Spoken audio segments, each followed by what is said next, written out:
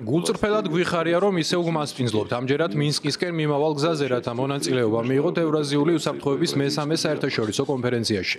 ამ მნიშვნელოვან კონფერენციაში მონაწილეობა აუცილებლად დაეხმარება ჩვენი საერთო მიზნისკენ წინსვლას, სამართლიანი მსოფლიო წესრიგის შექმნას, მათ შორის ევრაზიის რეგიონში.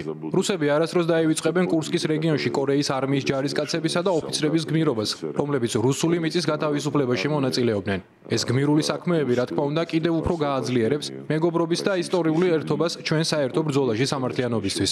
დღეს იმედია გავაგრძელებთ საუბარს, რომელიც რა თქმა უნდა ჩვენს ორ ქვეყანას შორის არსებულ ძირითად საკითხებს ეხება. ასევე აუცილებლად განვიხილავთ საერთაშორისო მდგომარეობას, თქვენს რეგიონში არსებულ ვითარებას, მთელი ევრაზიის და ჩვენს მჭიდრო თანამშრომლობას, ერთობლივ ქმედებებს გაეროსა და სხვა მრავალხმულ პლატფორმებზე.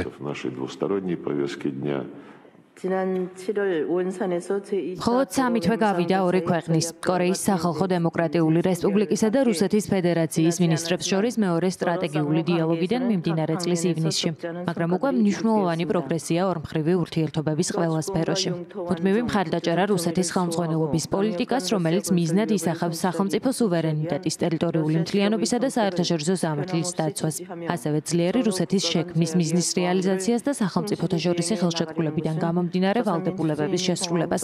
ეს არის კორეის სახალხო დემოკრატიული რესპუბლიკის მთავრობის უცვლელი საგარეო პოლიტიკური პოზიცია.